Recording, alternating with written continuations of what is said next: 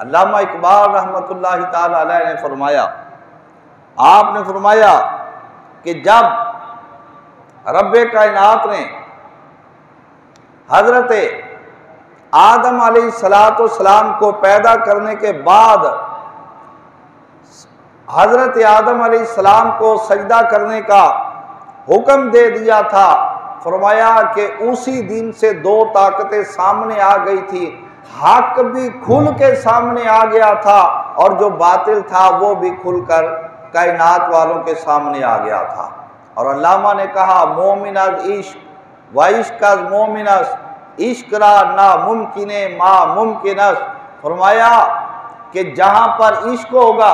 وہاں پر مومن ہوگا، جہاں مومن ہوگا وہاں پر عشق ہوگا۔ اور جس کو بندہ مومن سمجھتا رہتا ہے یہ کیوں کر ہوگا، یہ کیسے ہوگا، یہ کب ہو سکتا ہے، ہو بھی سکتا ہے یا نہیں ہو سکتا، فرمایا کہ عشق جو ہے وہ گھڑی پل کے اندر اس کو کر کے دکھا دیا کرتا ہے۔ اس واسطے کہ عاشق وہ ہوتا ہے والذین آمنوا اشد حبا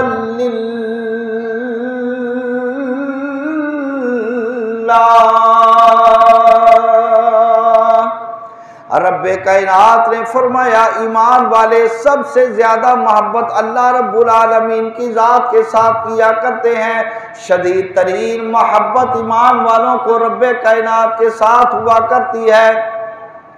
رب کائنات کے ساتھ شدید ترین محبت کرنے والا بندہ مومن ہوا کرتا ہے، اور اسی واسطے جناب والا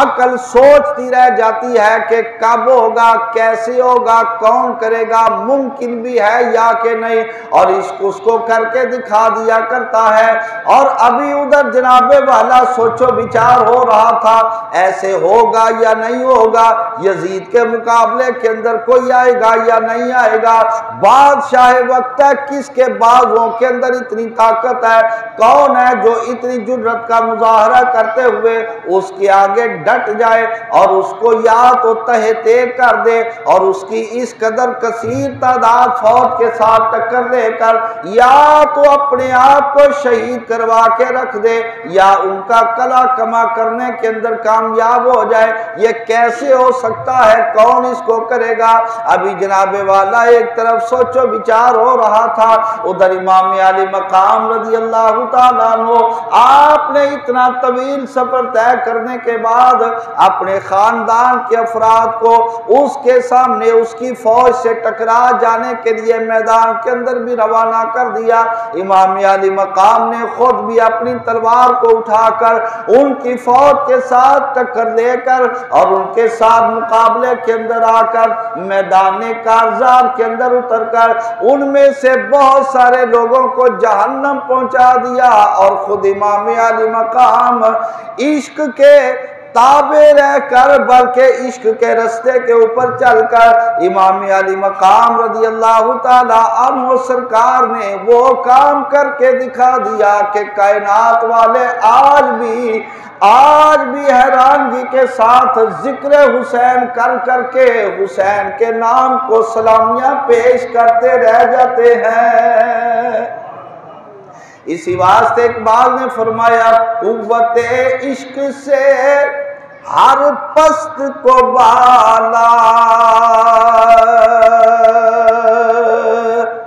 کر دے،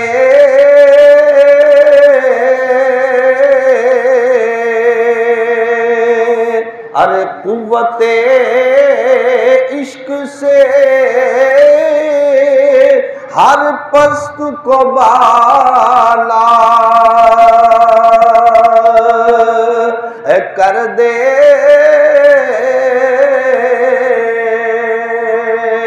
دہر میں اس میں محمد سے اجالا کر دے۔ اقبال فرمایا عقل صفاک است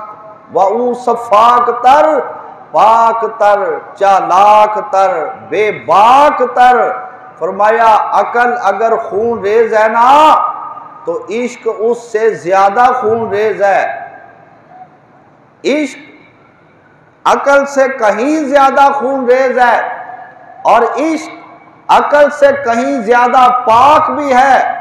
اور چست بھی ہے اور بے باک بھی ہے۔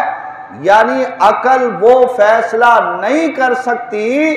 اور نہ عقل کبھی بندے کو ایسا کام کرنے کے لیے تیار کرے گی کہ جو فیصلہ عشق کر گزرتا ہے۔ اب سوال ہوا کہ عشق فیصلہ کر کے کیا پھر اس میں رد و بدل کرنے کے لیے غور و فکر کرنے بیٹھ جاتا ہے؟ فرمایا نا نا نا نا، عشق اپنا فیصلہ خود کرتا ہے، اور جب عشق اپنا فیصلہ کر لیتا ہے تو وہ اپنے فیصلے کو اٹل سمجھتے ہوئے اس میں رد و بدل نہیں کرتا۔ جو اس نے فیصلہ کیا ہوتا ہے اس کو نافذ کر کے حسین ابن علی کی طرح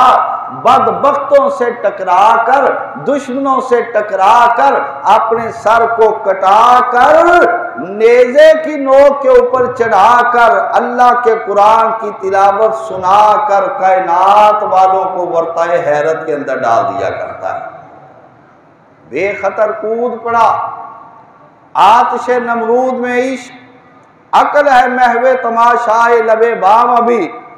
عشق سید الزور بازو افغند،